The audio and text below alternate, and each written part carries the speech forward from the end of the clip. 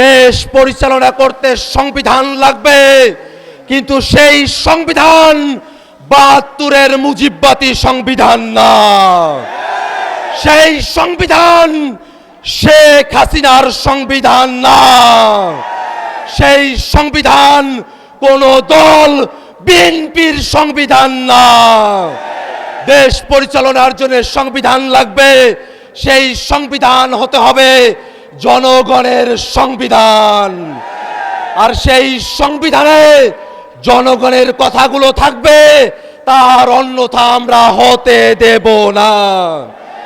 আমরা তো বুঝি আপনারা সংস্কার চান না, গণভোট চান না। তার পেছনের কারণ হলো আপনারা বাংলাদেশের রাষ্ট্র ক্ষমতাকে, বাংলাদেশের সাংবিধানিক প্রতিষ্ঠানগুলোকে এক ব্যক্তির করায়ত্ত করে রাখতে চান। গণভোট মেনে নিলে সাংবিধানিক প্রতিষ্ঠানগুলোতে নিয়োগ স্বচ্ছ হবে, আপনাদের কর্তৃত্ব এককভাবে থাকবে না। সেই কারণে আপনারা গণভোট চান না।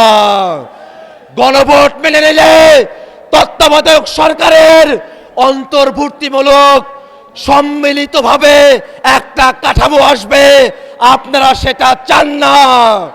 গণভোট কার্যকর হলে উচ্চকক্ষ হবে ভোটের পিয়ার অনুযায়ী, আপনারা সেটা চান না। আপনারা মৌলিক কাঠামোর পরিবর্তন চান না, এ কারণে এই গণভোট চান না। আমরা বলতে চাই, সংসদে আপনাদের সংখ্যাগরিষ্ঠতা থাকতে পারে, কিন্তু বাংলাদেশের জনগণ ৭০% সংখ্যাগরিষ্ঠতা নিয়ে রাজপথে আছে। এই জনগণকে কোনোভাবেই অমান্য করে আপনারা টিকে থাকতে পারবেন না। সংগ্রামী জনতা,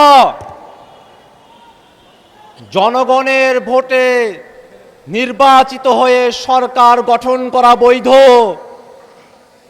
আর জনগণের ভোটে সংস্কার হবে সেটাকে বলে অবৈধ।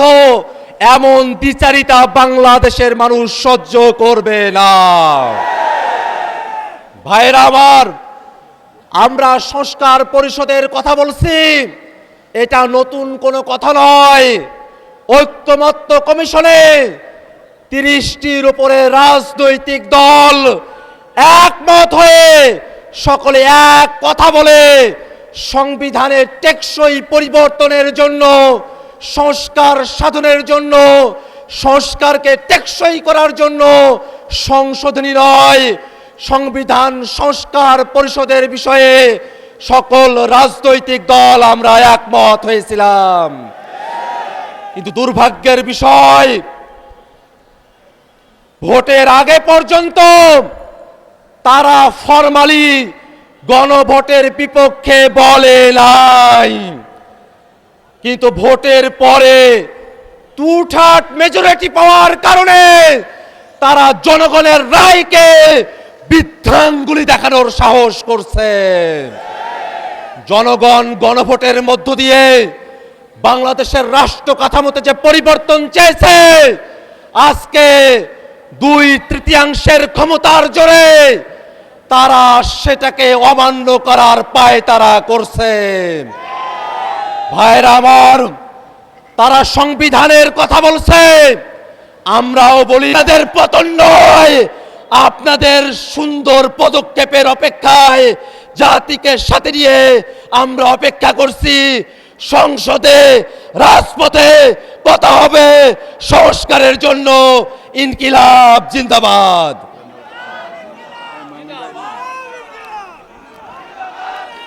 সংগ্রামী উপস্থিতি, এ পর্যায়ে বক্তব্য নিয়ে আসছেন বাংলার গণমানুষের, বঞ্চিত মানুষের অধিকার আদায়ের সংগ্রামী আপসহীন নেতা, মজলুম আলেমে দ্বীন, বাংলাদেশ খেলাফত মজলিসের সংগ্রামী আমিরে মজলিস আল্লামা মামুনুল হক। আল্লামা মামুনুল হক। আসসালামু আলাইকুম ওয়া রাহমাতুল্লাহ।